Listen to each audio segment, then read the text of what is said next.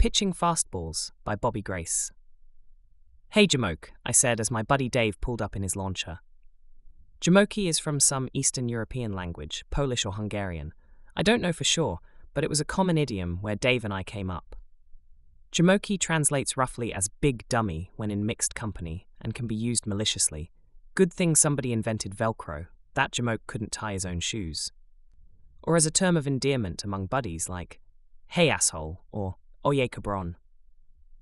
Dave is the only person I've used it with, since my first ex-wife ran off with my star second baseman's brother, taking my star second baseman with her, back when I was coaching women's softball. It was the 1970s. Good second basemen were hard to find then. Dave and I came up when the Mon Valley thrummed with heavy industry. We had a lot of first and second generation Eastern European immigrants around. They were drawn to the area by the industrial age magnet of jobs in the coal mines and steel mills. Strong backs were in demand. Hunkies was the collective term for these folks. Maybe because the Hungarians came in one of the first waves? I don't know. I'm not the guy to ask. However, if you need a little trivia for your next cocktail conversation, I can vouch that there were hunky subsets. Bohunks, millhunks, etc., depending on where a guy worked. Bohunks worked the mines, millhunks worked the mills. Keep in mind though, if you're reading this for scholarship, we got off on the wrong foot. Dave was out looking for ice. I was sitting out back of my quarto under the mangroves and caco trees, banging away on my tablet about ketchy toothpaste or psychosomatic butt grease or something. Didn't seem to be going anywhere. What are you working on? He asked. Dave always thinks I'm working on something just because I'm writing. Most of the time, I'm just fucking around. Just fucking around is, in fact, the very foundation upon which my writing career is being built. It's more or less artistic masturbation, and mostly comes to naught, but as my bass-slinging friend Nadine likes to say, at least it keeps you out of trouble, Bobby. So far I'm working on my 8th cigarette, 3rd bong hit, 7th cup of coffee, and first paragraph of unrelated malarkey, I said to him, casually dealing malarkey into the conversation like a card sharp sliding in the ace of diamonds. Malarkey is Irish, I think. Another rogue idiom from our little southern corner of western Pennsylvania. My buddy Dave is about the only guy out here on the river who still recognizes our Monongahela Valley tribal idioms. I worked hard over the years to wash them from my mouth, but now it's become pleasant to slide them into the conversation from time to time with Dave. It's fun to feel them in my ear and on my tongue. Want some coffee? I offered. Nah. Brought some refreshments, he said, reaching under the console of his launcher and producing 2 icy cold rum and tonics like rabbits from a magic top hat. Huh, I said in Ketchy.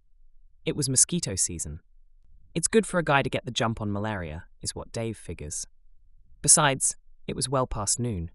I can't speak for everybody's Aldair, but in our Aldair, rum and juice after noontime is like wearing white after Labor Day.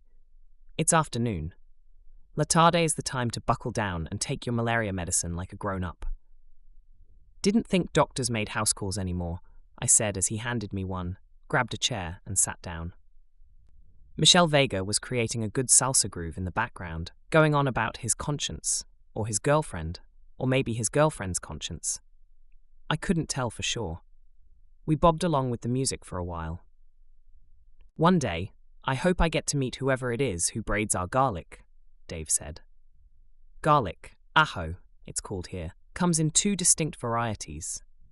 Ajo blanco, white garlic, which is the big honker sold in first world supermarkets that most gringos are familiar with, and ajo moreno, brown garlic, which isn't really brown, but is really garlic.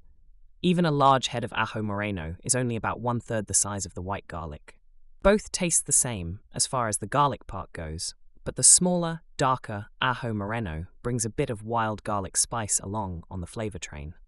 Ajo moreno, maybe because of custom, or the smaller heads, or maybe just because it's a herd vegetable, and happier in groups of 3 or more, I don't know, is braided together by its dried brown stems into groups of 3 heads each.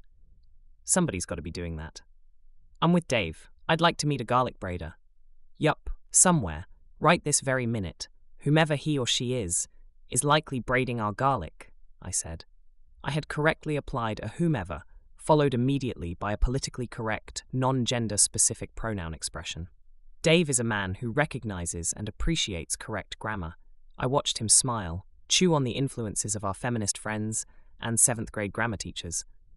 Fucking unsung heroes, if you ask me, Dave said, took a swig. There's a little more beauty in the daily world because of their efforts.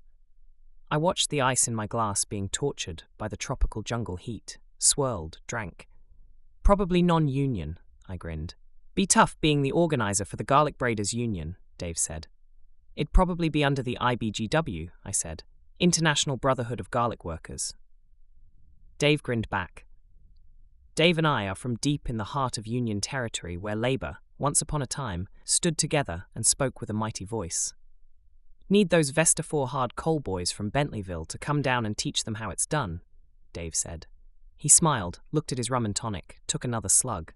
I smiled back, swirled again. Yeah, I said, they'd be the boys all right. The miners at the Vesta 4 shaft were well-known militant unionists back where we hail from. Membership drive, strike, lockout, dental appointment, didn't matter. Those Vesta 4 boys were always there, armed to the teeth, and ready to instruct a recalcitrant motherfucker in the sanctity and value of the union. They are a good-sized chunk of the armed strikers you'll see in the footage of the Harlan County coal mine strike, if you ever get to watch it.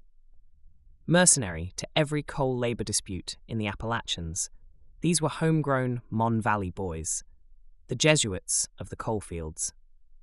Dave and I are homegrown Mon Valley boys too. That and 10 Quetzals will get you a cup of coffee around here, which, of course, would not be as deliciously refreshing as the rum and tonics we were drinking. Uncle Sheldon worked at the Vesta 4 shaft. Aunt Dorothy used to babysit me, I said. Dave took a swig. I took a swig. Texas Mike's dog ambled past, wearied by the jungle heat, paused, decided to hang with Dave and me for a while, sighed, and flopped down beside us. She looked envious of our cold beverages. I've got to say David, I said, pronouncing his name like the locals do. These tonics make waiting on a story to pop up a lot nicer. A man is measured by his vices as well as his virtues. Be cautious of a man with too few of either, Dave said. I figured he was referring either to my laziness or my enjoyment of chilled adult beverages. Tupac? I smiled. Abraham Lincoln, he said. Ah, I said in English.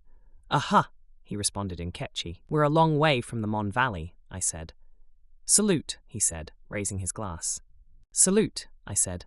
We didn't have to work the mines today? Nah, he said, and the mills seem to get along without us. Yeah, I said. Here's to another day of dodging our destiny. Chuck I, Dave said, artfully working the Mon Valley Polish expression for wait a minute into the conversation. The day ain't over yet. Devidad, I said. Back in 1970, Doc Ellis pitched a no-hitter for the Pittsburgh Pirates while tripping his ass off on LSD. Danny Murtaugh was coaching. Times were changing. America had just landed a man on the moon the previous year. Uncle Sam was looking for guys like Dave and me to support a war that few believed in. America's streets were being scorched in the heat of social unrest. America, love it or leave it, versus America, love it or change it. And there we were, Dave and me, not knowing it yet, but soon to be prodigal sons of our industrial way of life, watching Doc Ellis zinging fastballs at light speed, shaving the plate like a mad barber, breaking his game face only briefly for a private smile when a unicorn trotted by or the umpire sprouted wings. We were in different parts of Forbes Field that day, Dave and me.